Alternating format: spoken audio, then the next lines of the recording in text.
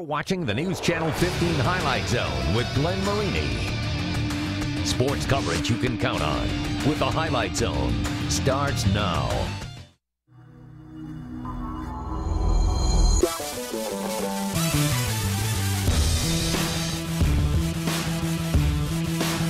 Great players make the biggest plays in the biggest games. Defense can't do it all. We're going to need to put some points on the board. As soon as the one game's over, we're focusing on the next because we're trying to get to the state level. We're all determined by ourselves. It doesn't take much to get determined. We want to do it.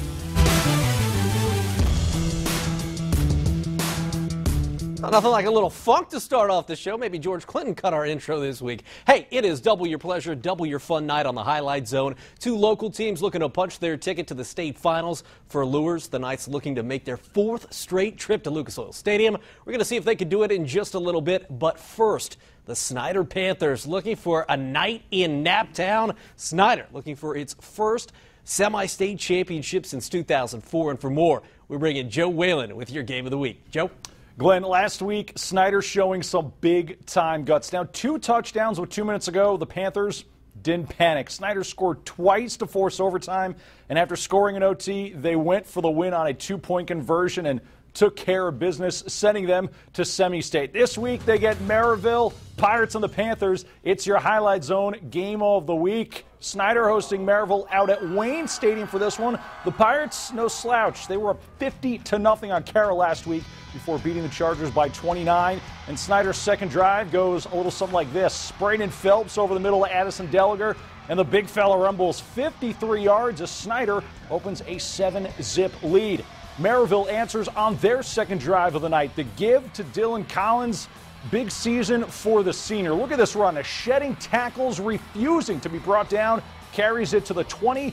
The drive stalls from there, though. The Pirates would settle for a 37-yard field goal. That one splits the uprights, no problem. The Panthers offense on a mission tonight, though. Next possession, Tyrell Swain on the 7-yard score.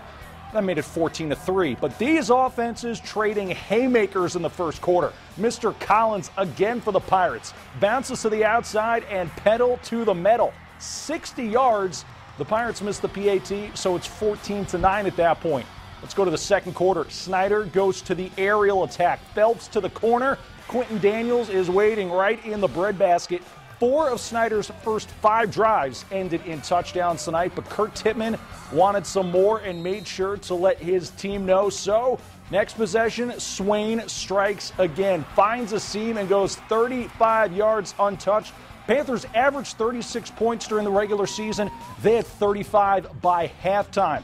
Just before the break now, Maryville moving. Jake Raspopovich to Joey Kauser. 58 combined points in the opening 24 minutes for these two teams. It was 35-23 Snyder at recess. The Pirates would give the Panthers a push, but Snyder hangs on 42-39 as they advance to their first 5A final since 2004. They'll face undefeated #1 Lawrence Central. That's a 7:05 p.m. kick Saturday at Lucas Oil Stadium in Glen. Snyder rolling at the right time. Those 42 points, their third highest point total of the season. Couldn't have come at a better time. All right, thank you very much, Joe. We are efforting post on that. Our man Maverick is out at the game with that 8 o'clock kick. Obviously, it ended super late. We'll hope to have that later in the show. If not, we will get it on Wayne.com. Well, moving on to 2A now. This senior class of Bishop Lures has no idea what it's like to lose a playoff game. That's because the Knights have won 22 straight in the postseason. Tonight, they were looking to extend that streak to 23 and make their 4th trip in a row to the state title game. Not an easy task as the Knights making the almost 3-hour jaunt to take on Andre. And they had fireworks before the game, and then, you know what, they had fireworks on the defensive side of the football.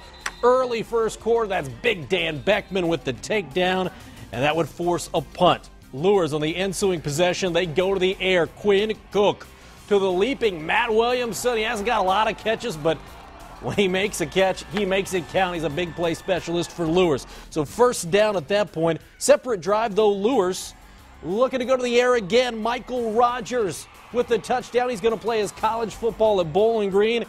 And it's 7-zip Bishop Lures in the first quarter. Now, Lures, we already showed you the D with the line. How about the D with the defensive backfield? Kendrick Mullen, Kenny's little brother, making a name for himself. He gets the pick right there and a nice return for Lures.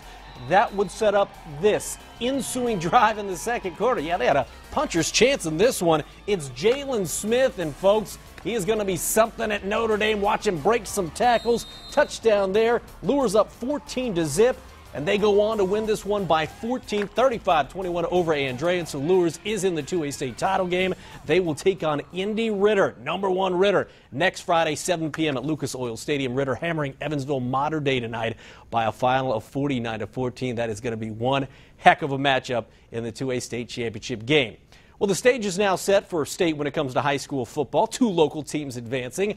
But the basketball season, that's a whole new ball of wax. In girls hoops, Southside, one of the top 4A teams in the state. The Archers at Carroll tonight. DeKalb and Leo, they were in action as well. And Purdue looking to take a bite out of the Big Apple. We got highlights and much, much more coming up in The Zone.